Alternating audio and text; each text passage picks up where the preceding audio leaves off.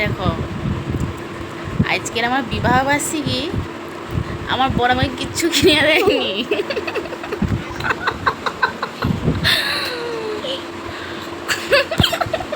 কেউ দেখে রে, দেখো একটা চকলেট লেইসেও আমাকে দেয়নি, কয়নি যে হ্যাপি অ্যানিভার্সারি। করে দুটো কি দুটো আছে যে আমাদের বিয়ের দিনও বৃষ্টি হয়েছিল, আজকেও বৃষ্টি হচ্ছে বাইরে। তাকে আমি কইনি চলো, কারেন্ট পালিয়েছে। সো হ্যালো এভরিওয়ান, তোমরা সবাই কেমন আছো? আশা করি ভালো আছো। আমিও খুব ভালো আছি। আমার মামের চ্যানেলে স্বাগত জানিয়ে আজকে ব্লগটা স্টার্ট করে দিয়েছি। আর আমি শ্যামলি, তোমরা কিন্তু ভিডিওটা প্লিজ লাস্ট পর্যন্ত দেখতে থাকো। আশা করি তোমাদের খুবই ভালো লাগবে।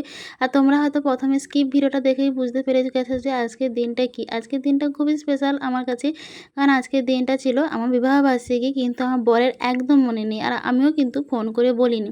আর আজকের খাবো চিকেন। সত্যি কথা বলতে আমি 5 মাস পুরো কোনো চিকেন খাইনি, আজকে ফার্স্ট খাবো চিকেন। তো জানি না খেতে পারবো কি না। সত্যি কথা বলতে আমি খেয়ে নিয়েছি পুরো 1 বাটি চিকেন, আমি পুরো খেয়ে নিয়েছি। এদিকে আমার মেয়ে খেয়েছিল, তো ওটা রেখে দিয়ে গেছে, কিছুটা খেয়েছে আর কিছুটা খায়নি। আর আমি এদিকে রাক্ষসের মতো গিলতে বসে পড়েছি, মানে অনেক দিন পর মাংস খাচ্ছি, তো তার জন্য রাক্ষসের মতো গিলতে বসে পড়েছি।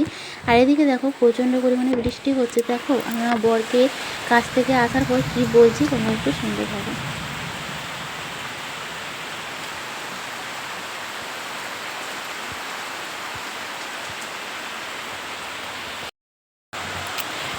বাইরে যে কি বৃষ্টি হবে, কি মজা লাগছে, করতে পারবো না।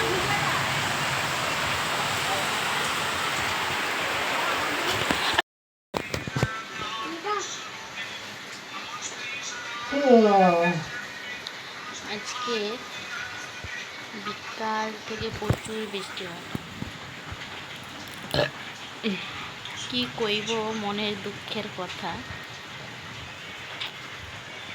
হাসিও পাচ্ছে এদিকে। আজকে দিনটা কিন্তু ভেরি স্পেশাল, আমার কাছে স্পেশাল, কিন্তু আমার বরের কাছে স্পেশাল না।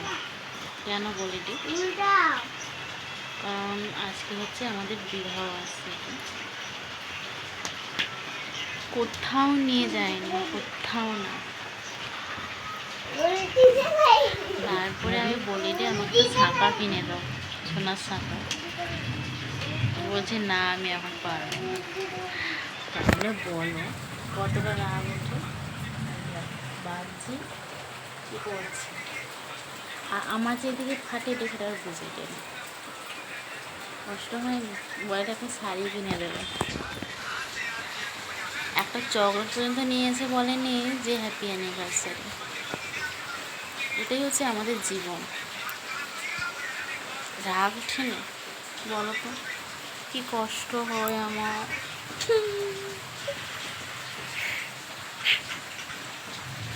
এই কষ্টের কথা কাকে করবো বলো। তোমরা তো শুনতেই পেলে আমি আমার বরকে কি বললাম। সত্যি আমি আমার বরের উপরে খুবই রেগে গেছি যে আজকের দিনটা খুবই স্পেশাল আমার কাছে, তোমার কাছে, কিন্তু তুমি আজকের দিনটাই ছোট্ট করে একটু সেলিব্রেট করলে না।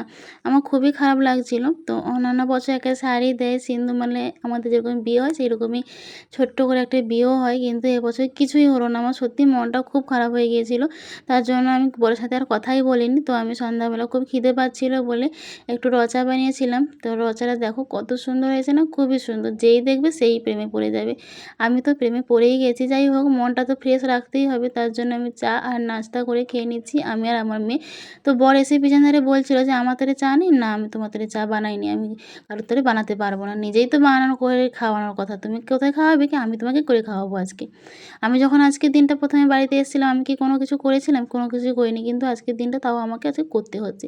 এদিকে আমার শাশুড়ি মা ডিমের ঝোল আর আলু ভাজা রান্না করবে, তার জন্য আমি এখানে আলুগুলো ছাড়িয়ে দিচ্ছিলাম। না করলে আবার বলবে যে বাড়ির ভিতরে বসে আছি, দুজন গুজুর গুজুর ফুসুর ফুসুর করছে আমার শ্বশুরের কথা, এরকম কথা। কী যে জ্বালা যন্ত্রণা। আমি কিন্তু খাইনি ভাত, রেগে করে একদমই খাইনি। তো যাই হোক, খেতে তো হবে কিছু। তো জানো তো, এদিকে কিন্তু আমার বর নিয়ে এসেছিলো একটা মিষ্টি দই। তো সেটা একটু ভাবলাম খাবো না। তারপর ভাবলাম ওটা খেয়েই নিই, কী করবো রাগ করে। তাই আমি একটু মুড়ি খেলাম। ১ম এ ছোলা সিদ্ধ দিয়ে, আলু সিদ্ধ দিয়ে আমি মুড়ি খেয়েছিলাম। আমি ডিম সিদ্ধ দিয়ে ঝোল খাইনি আর ভাতও খাইনি। তো রাগও এদিকে কিন্তু আছে, রাগ কিন্তু পুরোপুরি ভাঙেনি। কিন্তু রাত্রে রাগটা ভেঙে যাবে। যাই হোক, এদিকে আমি মুড়ি খাচ্ছিলাম। আমার মেয়ে কিন্তু ওদিকে ভাত খেয়ে এসছে। আমি বলছি, "একটু খাবি না?" বলছে, "না আমি খাবো না, আম খাবো।"